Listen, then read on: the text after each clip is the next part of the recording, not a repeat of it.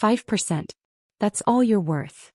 The words dropped into the dining room like a hammer, shattering the fragile calm of a Sunday evening. My brother leaned back in his chair, his lips curled in a smile too polished to be kind. The clinking of silverware against china stopped, and the air seemed to thicken, heavy with unspoken judgment. This isn't just a story, it's a reminder of what happens when silence turns into power. Stay with me until the end, you won't believe how this revenge unfolds. I didn't flinch. Not once. My fingers, resting on the folded napkin in my lap, tightened just enough to feel the edge of the cloth bite into my skin. Outwardly, I remained still, my posture dignified, my chin slightly raised as though his insult had slid past me. Inside, though, I felt the heat of betrayal burn low and steady, like a coal buried under ash. The long oak table stretched before me, its glossy surface reflecting the yellow glow of the chandelier. The house smelled faintly of roasted chicken and cinnamon apples, the usual Sunday spread. My father sat at the head of the table, his old pocket watch resting beside his glass of water, its ticking louder than it should have been. My sister leaned back in her chair across from me, sipping her wine with the satisfaction of someone who already knew the outcome. I kept my voice low, almost too calm. 5%. I repeated as though I hadn't heard him the first time. That's right, my brother replied, adjusting his tie, his tone rehearsed. 5% ownership of the company. A generous gesture, considering everything. Generous. The word soured in my mouth. A storm raged quietly in my chest, but my face revealed none of it. I'd spent too many years learning how to hide reactions, how to let others underestimate me. It was my most reliable shield. Instead of anger, I let my eyes wander, past the china cabinet with its neatly stacked plates, past the lace curtains framing the darkened window.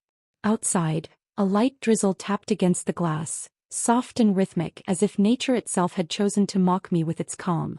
My sister placed her glass down with a faint clink. It's fair, she said, her tone light but cutting. After all, I'll be carrying the real responsibility. I've been given 25% and full control. Her words sliced sharper than the wineglass stem she held. 25%. Full control. My jaw tightened, but I forced a small nod, the kind that says I hear you without admitting defeat. The room grew colder, though no window was open. I noticed the way my father avoided my gaze, busying himself with his food though his plate was already empty. His silence was approval in disguise. The betrayal was complete and everyone at that table knew it. But they didn't know me. Not really. Beneath the napkin in my lap, my thumb brushed against the edge of a folded envelope I'd carried with me, tucked away like a talisman. Its weight was small but significant, a quiet reminder that I hadn't come here unprepared. Inside were documents, not dramatic or explosive but precise. Numbers, signatures, small overlooked details my family had assumed no one cared about. I didn't pull it out, not yet. Not here. But its presence steadied me. The clock on the wall ticked loudly, each second dragging, amplifying the silence that followed their proclamation. I let it stretch, savoring the discomfort it brought. My calm unnerved them, though they'd never admit it. You think 5% is fair? I asked softly, my eyes resting squarely on my sister. She smiled, sweet on the surface, bitter underneath. It's more than you deserve, considering you've never been part of the core operations. My brother chuckled in agreement, reaching for his glass. The sound grated against my ears, but I kept still. If they expected me to cry, to storm out, or to beg, they would be disappointed. I'd learned long ago that emotion shown at the wrong time is nothing but a weapon handed to the enemy. The dinner plates were cleared away by my father's housekeeper, the faint clatter from the kitchen echoing through the hall. I leaned back in my chair, adjusting the pearl bracelet on my wrist, a habit I'd had since I was a girl. It was my mother's bracelet, one she'd passed down to me before she passed away. She always told me, never let them see you panic. A calm woman wins twice, once in silence and once in the strike. I could almost feel her presence in that moment, steadying my heart.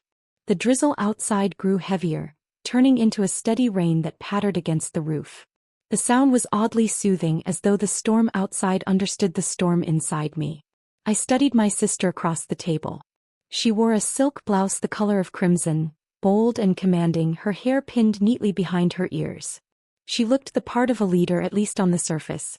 But I noticed the twitch in her jaw when she smiled too wide, the quick glance she cast at my father before speaking, as though she still needed approval. For all her bravado, she was not as untouchable as she believed. And that was my advantage. 5%, I said again, this time with a faint smile, almost amused. And you expect me to sign tonight? My brother leaned forward. It would be wise. No need to drag this out. His words carried the weight of a threat, though disguised as advice. My eyes drifted to the envelope under my napkin again, and I let the corner of my lip curl upward just slightly. They didn't notice. Or maybe they did and dismissed it. Either way, the power of knowledge was mine and theirs was only assumption. The kitchen door swung open and the housekeeper returned with coffee. The scent of roasted beans filled the air, rich and familiar. I accepted the cup, wrapping my hands around its warmth. The steam fogged my glasses for a moment, blurring the faces across from me.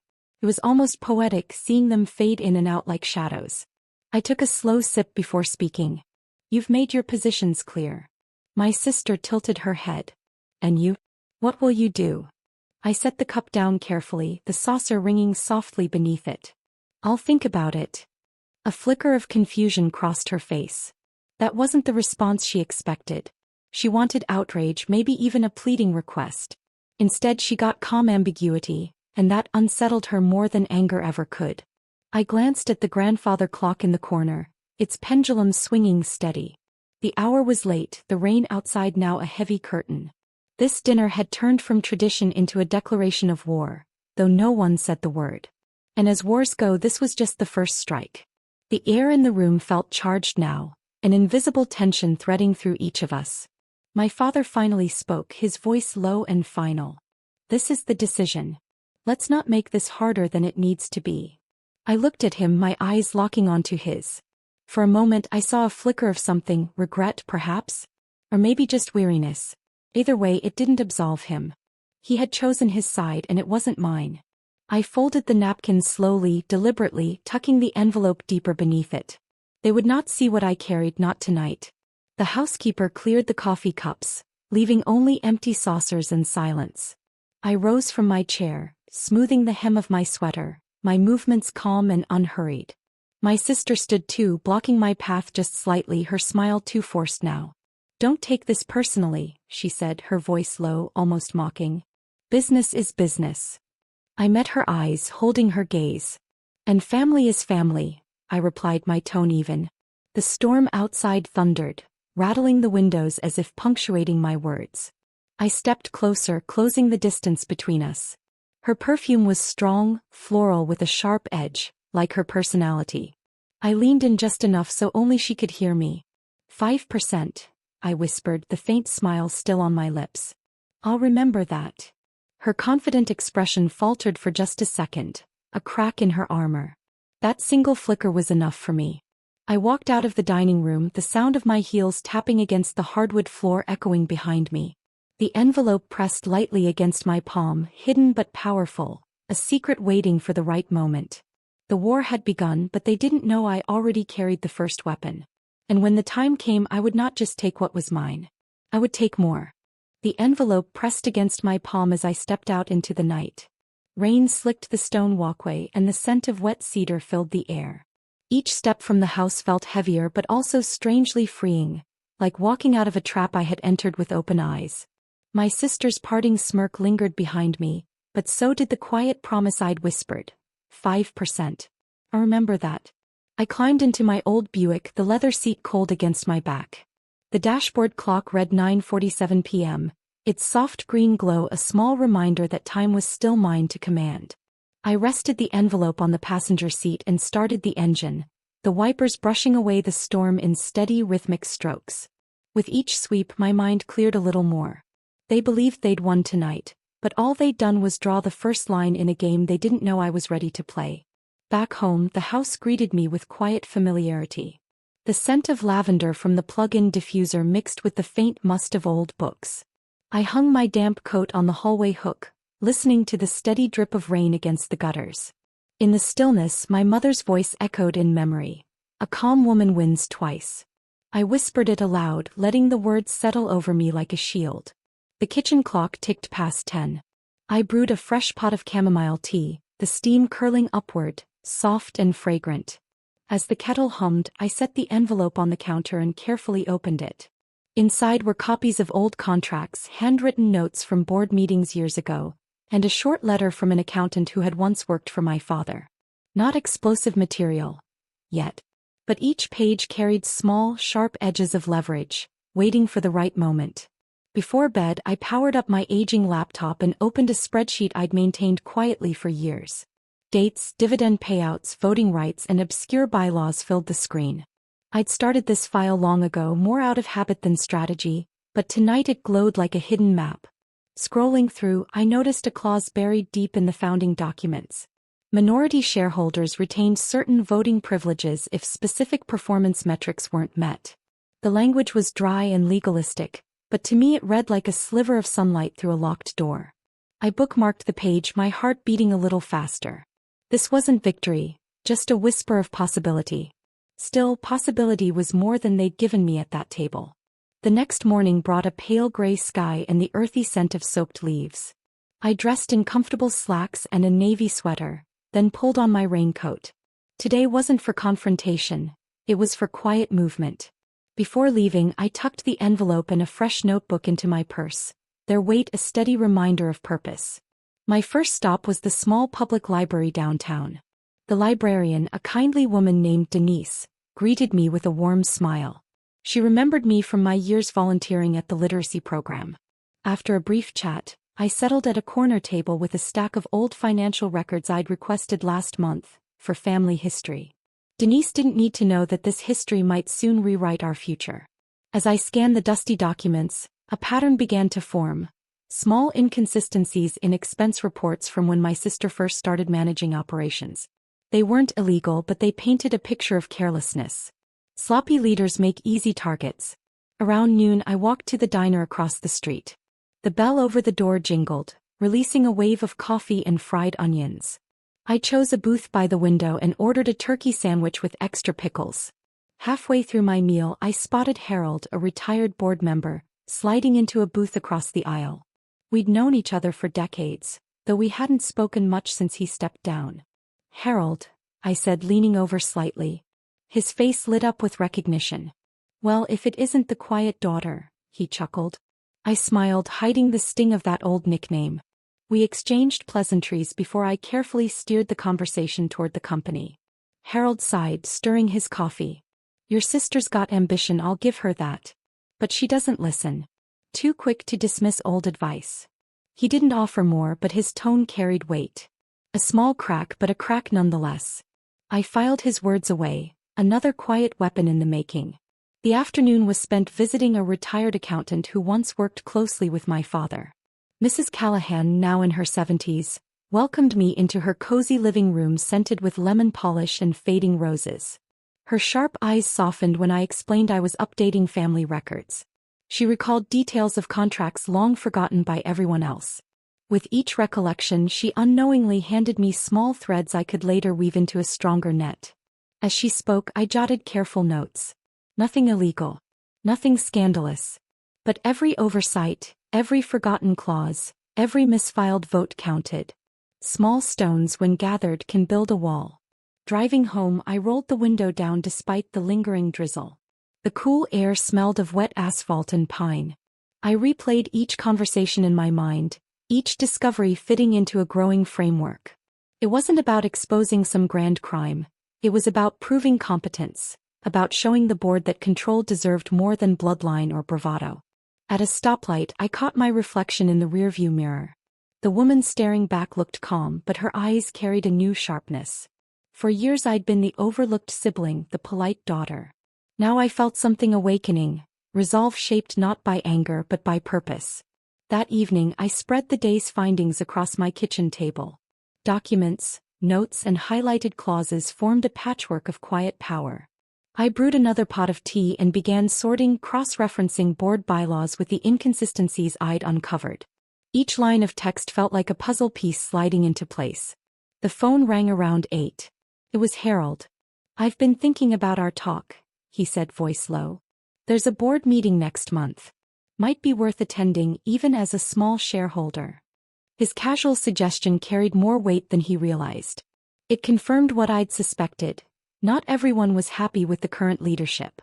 I thanked him warmly, careful not to reveal too much of my own plan. Later, as I packed away the papers, I noticed the envelope from last night resting on the counter. Its corners were slightly damp from the rain, but the contents were dry, intact. I slid it into a fireproof box along with my new notes. The act felt ceremonial, like locking away ammunition before a long campaign. Standing there in the quiet kitchen, I allowed myself a rare smile. This wasn't about revenge for revenge's sake. It was about balance. About reminding them that the sister they dismissed still held a voice, and perhaps more than a voice. I traced my finger along the edge of the box and whispered, "They'll never see it coming." The words barely left my lips before the phone buzzed again. A text from an unknown number. "We should talk. I have information you might find useful." No name. No context. Just a spark of intrigue glowing on the screen. I set the phone down, heart quickening. Was it someone from the board? An ally I hadn't yet identified? Or a trap meant to test my patience? The rain outside began again, steady and unrelenting, drumming against the windows like a quiet drumbeat of war. I turned off the kitchen light and stood in the doorway for a long moment, listening. Every sound, the rain, the clock, the faint hum of the refrigerator, felt sharper, as if the world itself was leaning in, waiting for my next move. They believed last night's dinner had closed the matter. But tonight the game had already shifted. My weapons were small. Notes, memories, clauses, whispers. But small weapons, carefully aimed, can topple giants. And I was just getting started. The phone's glow faded to black, leaving only the steady rhythm of rain against the windows. I stared at the message, "We should talk. I have information you might find useful," until the screen dimmed again. My heart thudded once, hard and deliberate, before settling into a slow, determined beat. The game was shifting, and someone on the inside had decided to move a piece. Morning arrived wrapped in a damp fog. The smell of wet earth drifted through the cracked window as I brewed my first cup of coffee. I read the text again, this time noticing a small detail I'd missed in last night's adrenaline. The number was local. No name, just 10 digits and possibility. I saved it in my phone as unknown ally, the title equal parts hope and caution. After a quiet breakfast, I dialed the number. 3 rings. A low, steady voice answered. "Mrs. Thompson? This is Daniel Myers. We met years ago, Finance Committee." I remembered him. Mid-40s back then, a sharp-eyed board member with a knack for spotting hidden costs. We exchanged pleasantries before he cut to the point. "I can't speak long," he said. "But there's a board gathering at the Lakeside Cafe tomorrow morning. Normal. If you show up, you'll hear more than you expect." The line clicked dead before I could respond. The next morning I parked outside the cafe, its windows glowing amber against the gray sky. Inside, the smell of fresh bread and roasted beans wrapped around me like a warm coat. I spotted Daniel in a corner booth, shoulders hunched over a newspaper. When he saw me, he gestured subtly toward an empty seat across from him. "You came," he said, voice low. "I'm curious," I replied, sliding into the booth. Curious tends to win over comfortable. He gave a faint smile. "They're not as united as they want you to believe," he murmured. "Several members are questioning the new leadership. Your sister moves fast but leaves cracks. Cracks you could use if you're careful." His words settled over me like a quiet revelation. Not a plan, not yet, but confirmation that fault lines existed, waiting for pressure. Leaving the cafe, I noticed 2 other board members seated at a nearby table. Margaret with her neat gray bob and Ellis, a tall man known for his cautious investments. They spoke in hushed tones, leaning close, their expressions tight. As I passed, Margaret gave me a polite nod, but her eyes lingered a second too long, curious, assessing. The silent acknowledgement carried more weight than words. Outside, the cold air smelled faintly of wood smoke. I tightened my scarf and felt the first spark of strategy take shape. Allies didn't need to declare themselves. They only needed to hesitate at the right moment. That afternoon I invited Margaret for tea at my house. She arrived precisely at 3, her leather gloves still damp from the drizzle. Over warm scones we spoke of grandchildren, local politics, and finally the company. "I've watched your sister," she said, stirring her tea slowly. "She's clever, but she doesn't listen. People notice when their advice is brushed aside." Her voice carried no malice, only quiet observation. I leaned forward slightly. People also notice when respect is missing, I said. Margaret's eyes softened. Exactly. A small bridge built itself between us in that moment, silent but strong. The next few days became a series of careful conversations. I invited Ellis to the community center where I volunteer, using a charity event as cover. While children painted holiday cards, he confided that the company's aging equipment worried him. I've mentioned upgrades, he said, adjusting his glasses, but your sister thinks it's a waste of resources. He shook his head. Short-term thinking never wins long games. Each comment, each sigh, became another quiet thread in the web I was weaving. I never asked for promises. I only listened, nodded, and let them draw their own conclusions about who truly valued their expertise. One evening, as twilight painted the sky in bruised shades of purple, I sat at my kitchen table reviewing my notes. Names. Concerns. Small grievances. Individually they were harmless. Together they formed a pattern. A board uneasy with the very person who claimed to hold full control. I highlighted recurring themes. Ignored advice, delayed maintenance, rushed decisions. Each was a hairline fracture. All they needed was a gentle tap. The following week I attended a local charity auction, knowing several board members would be present. The event hall smelled of pine garlands and polished wood. Soft music played while guests mingled over coffee and pastries. I moved from group to group, offering warm smiles and careful questions. With every handshake I sensed the quiet current of discontent running beneath polite conversation. A sideways glance here, a sigh there. Each moment confirmed what Daniel had hinted. My sister's confidence had blinded her to the slow erosion of trust. As I left, I caught sight of my sister herself arriving late, her crimson coat drawing every eye. She laughed loudly, her voice carrying across the room like a bright flare. I watched the subtle winces of those nearby, small, almost imperceptible but real. Her performance was dazzling, but the audience was growing weary. Days turned into weeks, each one adding another piece to my quiet arsenal. I met Daniel again, this time at a quiet park bench near the lake. The water smelled faintly of algae and a cool breeze carried the distant sound of geese. He handed me a small folder. "Meeting minutes," he said softly. "Unofficial copies. Read them carefully." Back home I spread the papers across my desk. Inside were notes highlighting budget overruns and missed deadlines, issues my sister had downplayed in public. The language was measured but the implications were sharp. Even small failures when stacked together could sway a vote. One rainy afternoon, I received an unexpected call from Harold, the retired board member I'd met at the diner. "I hear you've been talking to folks," he said, his voice carrying a smile. "Good. They need someone steady, someone who respects history. Keep listening. People will show you where the cracks are." His encouragement was quiet but affirming, a steadying hand on the shoulder. Despite the progress, doubt crept in during quiet moments. Could I really shift an entire board with nothing but patience and paper? Late at night, as the refrigerator hummed softly and the rain tapped on the windows, I felt the weight of years pressing down. 65 isn't an age for new wars, I thought. But then I remembered my mother's bracelet on my wrist, cool and solid. A calm woman wins twice. The thought steadied me. This wasn't about youth or speed. It was about endurance. The next informal board gathering was announced through a short email, just a casual breakfast at a local inn. I arrived early, the smell of buttered toast and fresh coffee filling the air. Margaret greeted me with a warm smile and an almost imperceptible nod, as though acknowledging an invisible alliance. Ellis joined soon after, followed by two newer members I barely knew. Conversation began light. Weather, community events, grandchildren. Then Daniel steered it gently toward operations. Concerns surfaced like bubbles in still water. Outdated equipment, missed targets, rising costs. No one mentioned my sister by name, but the meaning was clear. I listened more than I spoke, offering small observations when appropriate.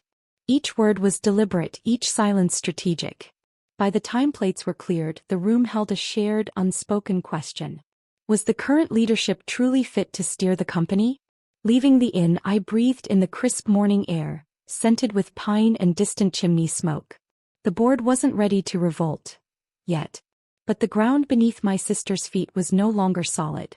Every conversation, every hesitant glance, Every quiet complaint was another tremor in the foundation. As I walked to my car, my phone buzzed again. A new message from Daniel. Annual board meeting confirmed for next month. Be ready. I slid the phone back into my pocket, my heart steady but alive with purpose. The cracks were widening. All that remained was to decide where to place the final, careful pressure. The cracks were widening.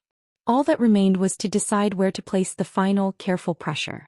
I drove home under a slate-gray sky, the scent of damp pine slipping through the cracked window. Streetlights smeared across the wet pavement like streaks of molten gold. My hands gripped the steering wheel, not from nerves but from focus. Each conversation of the past weeks played through my mind like a silent film. Margaret's cautious nods, Alice's worried sighs, Daniel's measured words. The pieces were in position. Now came the night that would bind them. At home, the house greeted me with the low hum of the furnace and the faint aroma of lavender polish. I set my purse on the kitchen counter and pulled out the folders that had become my quiet companions. Contracts. Voting records. Clauses highlighted in neat yellow lines. Each page carried the weight of possibility. I spread them across the dining table, the same table where my family had once offered me 5% and called it generous. Tonight the table belonged to me. I brewed a pot of strong black tea, letting the steam fog the air as I arranged the papers into careful stacks. This wasn't just preparation. It was a ritual. Every document a shield, every signature a silent ally. Around 7, Daniel arrived. The smell of rain clung to his coat as he stepped inside, shaking off the chill. Evening, he said quietly, setting a slim briefcase on the table. Inside were the final board minutes, updated financials, and a letter of support from Harold, the retired member who still carried influence. You've done your homework, Daniel said, scanning the organized piles. It's not homework, I replied. It's survival. He offered a thin smile, but his eyes held respect. Tomorrow's meeting will be tense. Your sister doesn't know how many of us are ready to question her. I nodded, sliding a signed proxy form toward him. This gives me voting rights beyond my 5%, I said. Only if certain clauses hold. They will, he said with quiet certainty. After Daniel left, the house settled into a heavy stillness. I locked the doors and double-checked the fireproof box where my originals were stored. The night stretched ahead, long and electric. I reviewed each document again, reading every line until the words blurred. The smell of paper and tea filled the room, earthy and grounding. Outside, the wind picked up, rattling the windows like an impatient guest. At 10 o'clock my phone buzzed. A text from Margaret. We're with you. See you in the morning.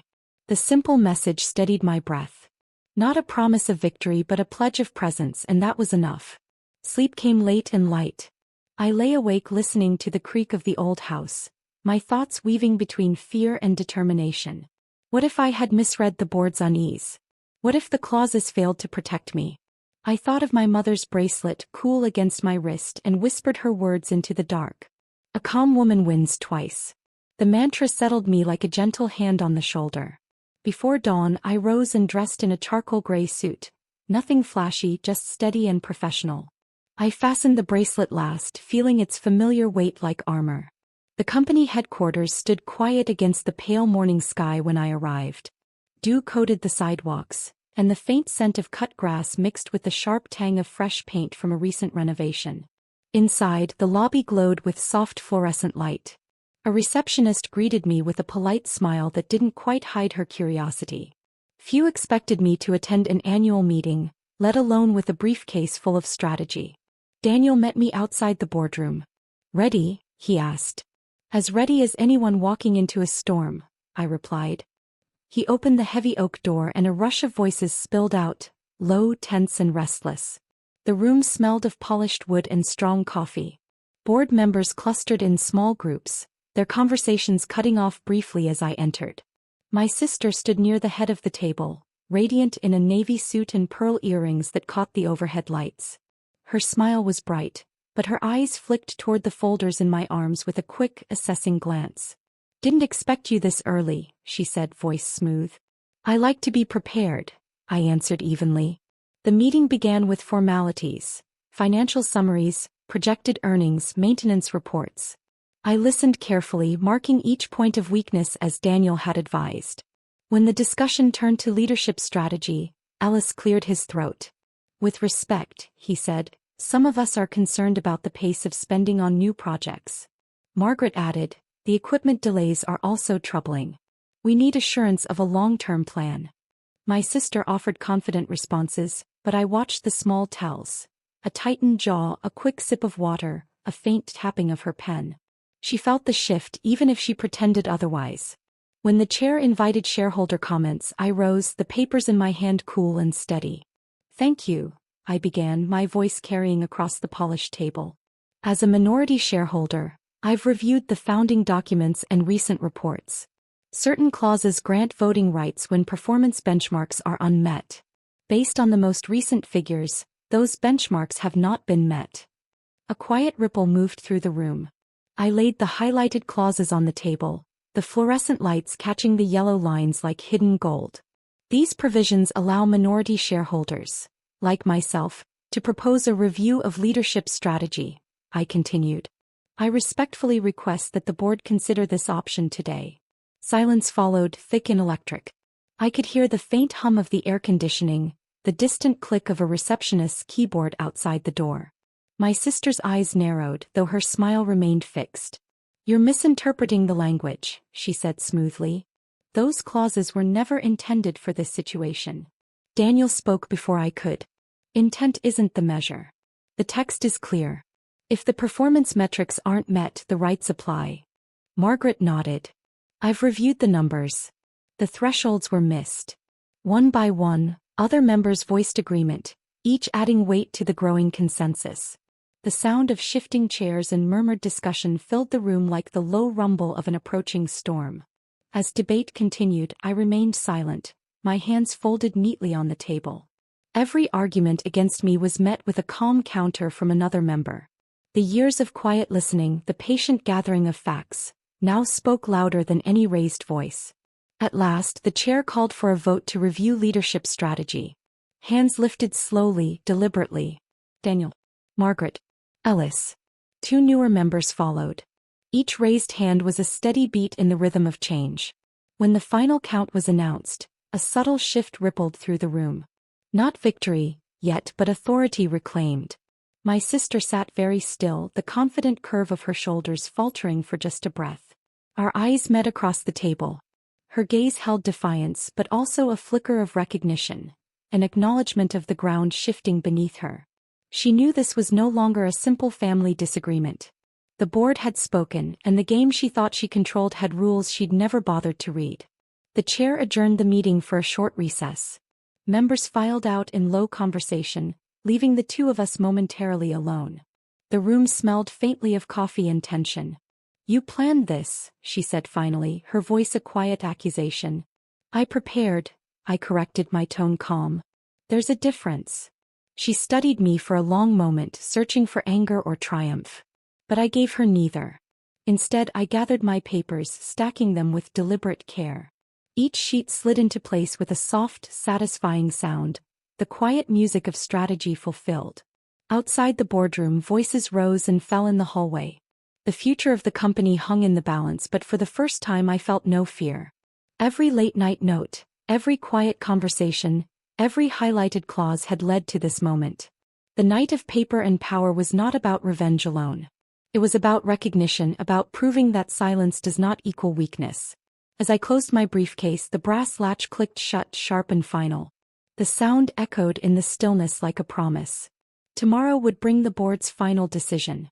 But tonight belonged to preparation, to paper, and to the steady power of a woman who refused to be forgotten. The brass latch of my briefcase clicked shut, sharp and final, the sound ringing in the quiet boardroom like a gavel. For a long breath I simply stood there, feeling the smooth leather beneath my fingertips. Every page inside, every clause, every signature, every quiet alliance had carried me to this moment.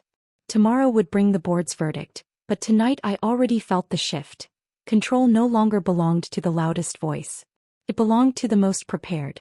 I lifted the case and stepped into the hallway. The air smelled faintly of varnish and strong coffee, a blend of old tradition and restless energy. Board members murmured in clusters, their words hushed but urgent. Some glanced at me with cautious respect, others with open curiosity. For years I had been the silent sister, the polite shareholder. Now they measured me differently, as though seeing me for the first time. Daniel approached, his expression steady. "Preliminary count favors a leadership review," he said quietly. "Final vote is scheduled first thing in the morning. If it holds, the board can appoint an interim chair." I met his eyes. "And if it doesn't?" He gave a small shrug.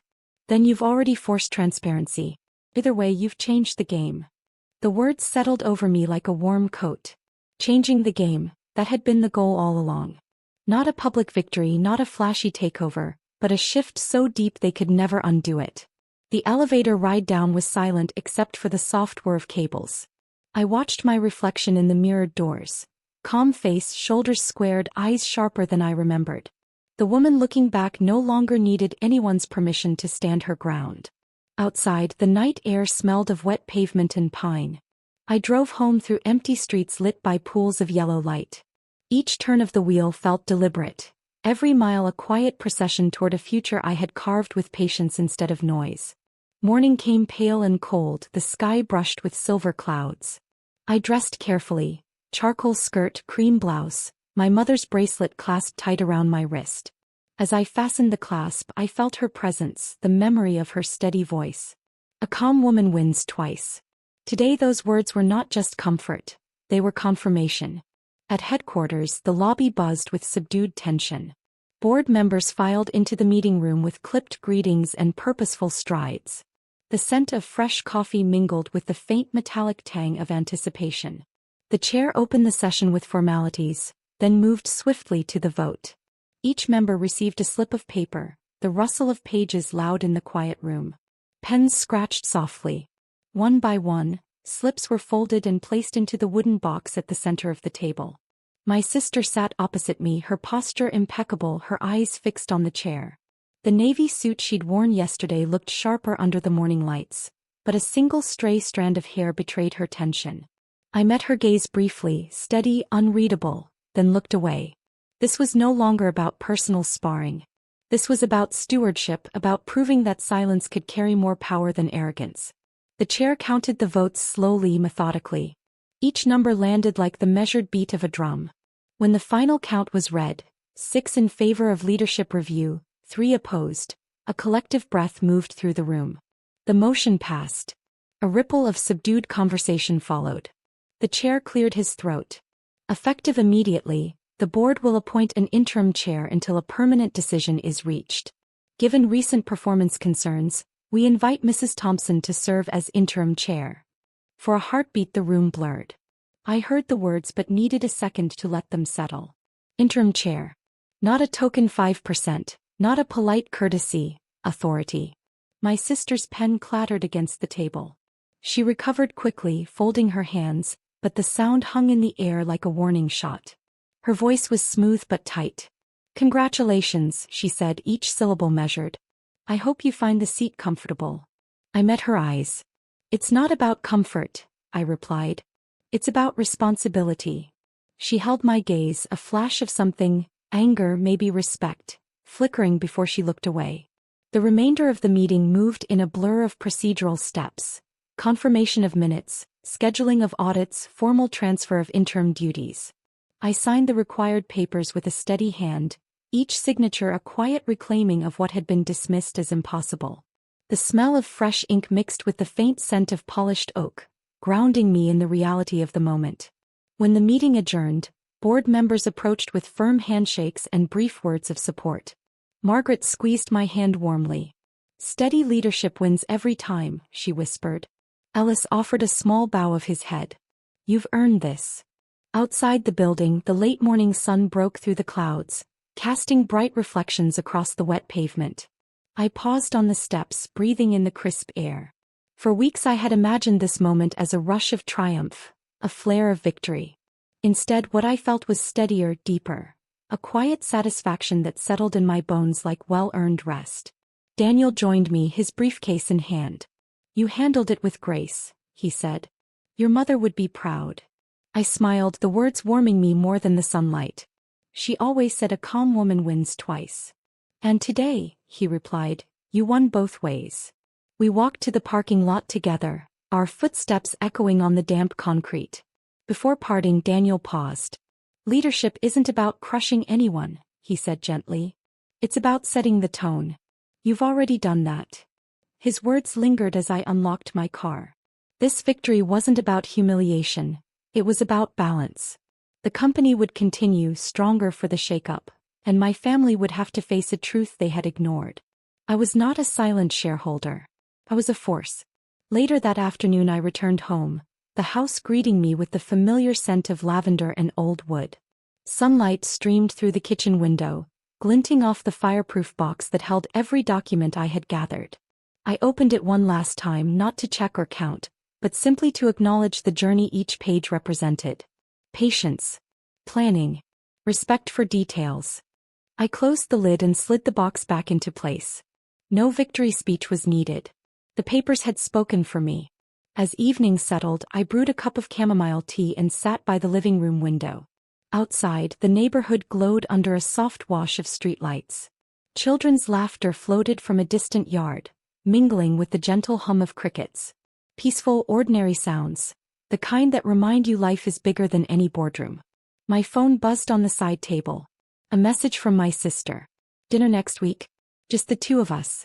I stared at the screen for a long moment. An invitation, not a concession. Perhaps the first small step toward something resembling family again. I typed a simple reply. Yes, let's talk. No gloating. No sharp edges. Just a door left slightly open. As I set the phone down, a quiet smile spread across my face. This was the triumph I hadn't expected. Not the title, not the vote, but the strength to win without destroying. The power to lead without shouting. The patience to let silence speak louder than anger. The night deepened, wrapping the house in a gentle hush.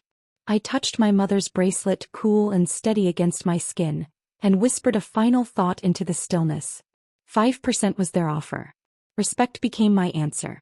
And with that, I closed my eyes, knowing the game was over, and I had rewritten the rules. If this story moved you, if it made you feel the power of patience and revenge, then subscribe right now. More dark, emotional stories are waiting, and you don't want to miss the next one.